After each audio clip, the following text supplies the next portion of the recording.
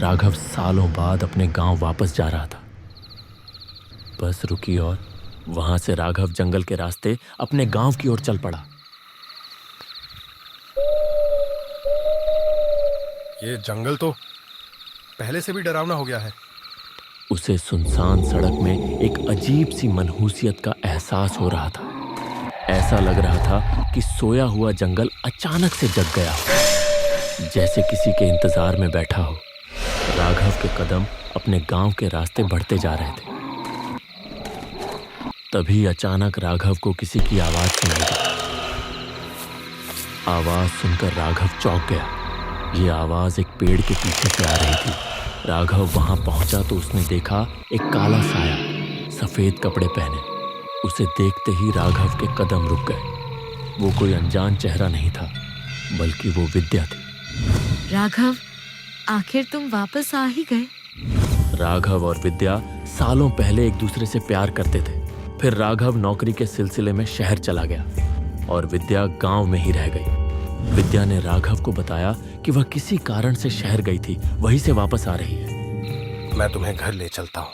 राघव भी विद्या के साथ घर की ओर चल पड़ा। विद्या को यूं अचानक सामने देख राघव के मन में अनेक सवाल चल रहे थे, पर तभी अचानक विद्या के कदम रुक गए। आ गया घर। घर? पर गांव तो अभी दूर है। विद्या ने बीच जंगल में राघव को एक झोपड़ी दिखाई, एक डरावनी झोपड़ी।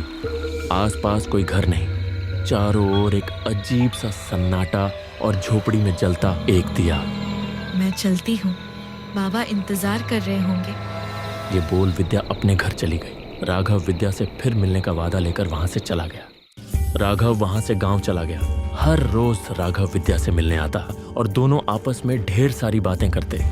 और एक दिन जब राघव गांव में अकेले घूमने निकला, तभी उसने गांव में विद्या का पुराना घर देखा, टूटा फूटा। राघव ने एक गांव वाले से घर के बारे में पूछा। गांव वाले ने बताया कि विद्या के पिताजी जमींदार के यहाँ काम करते थे। जमींदार ने उन्हें कुछ सोने के जेवर रखवाने के लिए दिए थे, लेकिन विद्या और उसके पिता की नीयत खराब हो गई और उन्होंने वह सोना चुरा लिया। जब यह बात जमींदार को पता चली तो विद्या और उसके पिता को गांव से निकाल दिया गया। पूरे गांव में उनकी थू थू होने लगी। उसके बाद दोनों कहाँ गए, कोई नहीं जानता। गांव वाले की बात सुनकर राघव की आंखें चौड़ी हो गईं और वह किसी गहरी सोच में डूब गया। उसी पल उसे वो बात याद आने लगी जो सिर्फ और सिर्फ वही जानता था। शायद अब यह राज विद्या को भी पता था। वही बात जो राघव के गांव छोड़ने के एक रात पहले हुई थी, जब विद्या ने उसे गहनों के बारे में बताया था। राघव एक महत्वाकांक्षी लड़का था। जैसे ही विद्या ने उसे गहनों के बारे में बताया, उसने एक योजना बनाई और उसी रात चुपके से विद्या के घर से सारे गहने चुराकर गांव से हमेशा के लिए भाग गया। ये मैंने क्या कर दिया? राघव वहां से चल पड़ा, पर उसके मन में डर और अफसोस दोनों था, क्योंकि उसके किए की सजा विद्या और उसके बाबा को मिली। राघव के मन में एक अजीब सा डर पैदा हो गया था और ढेर सारे सवाल। कहीं विद्या मुझसे बदला लेने के लिए ही तो मुझसे नहीं मिली? अगर उसने गांव वालों के सामने सब बता दिया तो? अपने उधेड़बुन में राघव ने फैसला किया कि वो तुरंत गांव छोड़कर वापस शहर चला जाएगा। उसने बिना सोचे समझे अपने घर से कार ली और जंगल के रास्ते शहर की ओर चल पड़ा। पर थोड़ी दूर जाते ही उसकी कार अचानक रुक गई। वो कितना भी चाहे, कार आगे नहीं बढ़ी। तभी अचानक उसे विद्या की आवाज सुनाई दी। राघव, फिर से भाग रहे हो?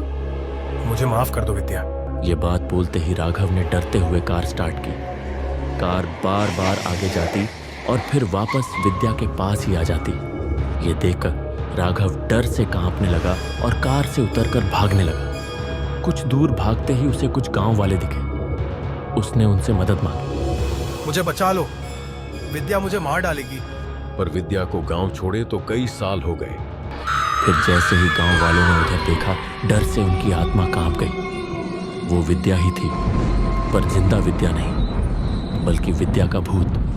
बाल बिखरे हुए, चेहरे पर डरावने निशान, और वो हवा में उड़ती हुई उनके सामने खड़ी थी। विद्या ने कहा, राघव, सालों से मैं इसी पल का इंतजार कर रही थी, अपने बदले का। तुमने जो मेरे और बाबा के साथ किया, उसका बदला तो मैं लेकर रहूंगा। बताओ, सबको बताओ, क्या किया था तुमने? राघव ने गांव वालों के सामने कबूल किया कि विद्या के घर से गहने उसी ने चुराए थे। गांव वाले ये सुनकर हैरान रह गए। उनकी आंखों में पछतावा था। विद्या ने सबके सामने राघव को आगे की कहानी बताई कि कैसे उसकी एक चोरी ने उनकी जिंदगी तबाह कर दी और उन्हें चोरी के इल्जाम में गांव से निकाल दिया गया। विद्या ने बताया कि उसके बाबा इस बात से इतने शर्मिंदा हुए कि उन्होंने कुएं में कूदकर अपनी जान दे दी और वो उन्हें नहीं बचा पाए, बल्कि उन्हें बचाने की कोशिश में उसकी भी जान चली गई। तुमने मुझसे सब कुछ छीन लिया। राघव गिड़गिड़ाते हुए विद्या से माफी मांगने लगा।